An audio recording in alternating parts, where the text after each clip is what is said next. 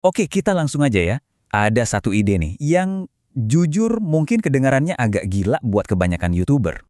Nih, dengerin baik-baik. Kalimat ini benar-benar menantang semua yang kita percayakan. Gagasan kalau kerja lebih keras belum tentu hasilnya lebih bagus. Nah, di bagian ini kita bakal bedah tuntas. Kenapa sih kerja keras yang Anda curahkan buat ngedit video itu malah bisa jadi bumerang buat channel Anda sendiri? Ini dia masalah utamanya. Kreator sama penonton itu kayak ngomong pakai bahasa yang beda.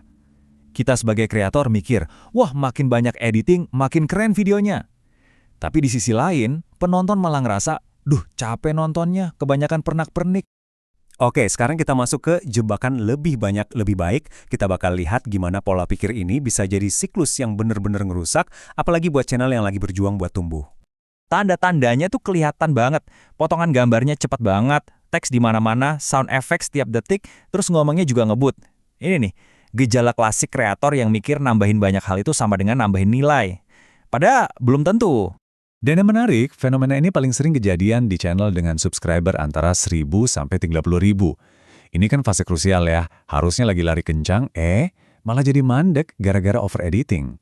Ini nih yang nunjukin ada gap besar. Kreator di kepalanya mikir, wah ini informatif banget, ngebantu banget.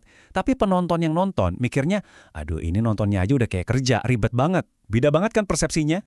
Oke, jadi kalau kerja lebih keras di editing bukan jawabannya, terus apa dong? Nah, masalahnya itu bukan di usahanya, tapi di formula yang kita pakai selama ini. Formulanya keliru. Kebanyakan dari kita tuh terjebak di pemikiran variabel tunggal. Kita percaya kalau waktu editing yang kita habiskan itu berbanding lurus sama jumlah views yang didapat. Input sama dengan output. Simple, kedengarannya masuk akal. Tapi ternyata salah. Karena formula sukses YouTube yang sebenarnya itu jauh lebih kompleks. Ini dia. Sukses itu adalah hasil perkalian dari CTR dikali retensi, dikali peluang diekspos lagi sama algoritma, dan yang terakhir dikali jumlah percobaan alias seberapa sering kita upload. Nah, disinilah letak masalahnya.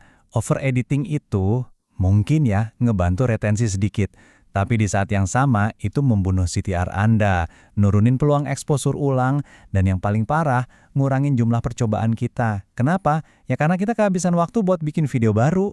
Dan coba tebak, cuma sekitar 3% kreator yang benar-benar paham konsep ini. Sisanya, 97% masih kejebak di model usaha keras. Artinya apa?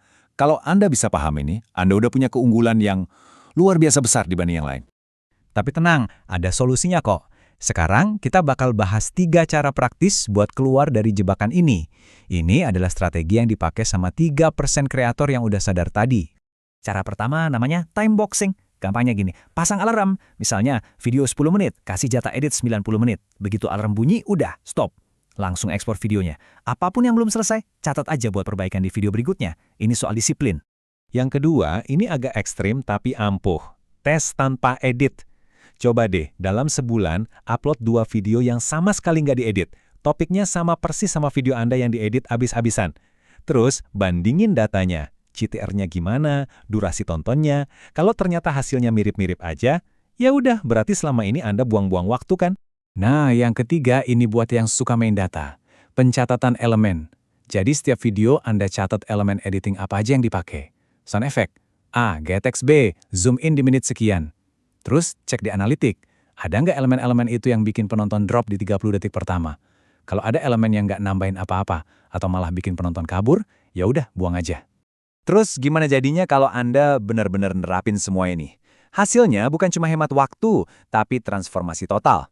Alur kerja Anda berubah, dan pola pertumbuhan channel Anda juga bakal beda banget. Coba bayangin deh perjalanannya. Dalam 3 bulan, waktu edit Anda bisa kepotong setengah, dan Anda bisa upload 2 kali lebih banyak. 6 bulan kemudian, retensi penonton naik. 9 bulan, tiba-tiba 30% views Anda datang dari video-video lama yang direkomendasiin lagi. Kenapa? Karena Anda ngasih lebih banyak bahan bakar ke algoritma dengan upload lebih sering. Ini dia intinya, kita harus ubah cara kita ngelihat waktu. Waktu ngedit itu bukan biaya yang harus kita keluarin sebanyak-banyaknya. Tapi waktu adalah sumber daya berharga yang harus kita investasikan dengan pintar, terutama untuk bikin lebih banyak percobaan, lebih banyak video. Jadi, pertanyaan terakhir buat Anda renungkan, coba lihat proses Anda sekarang. Waktu editing yang Anda habiskan berjam-jam itu, apakah itu sebuah biaya yang cuma bikin Anda capek? Atau sebuah investasi cerdas yang bikin channel Anda tumbuh?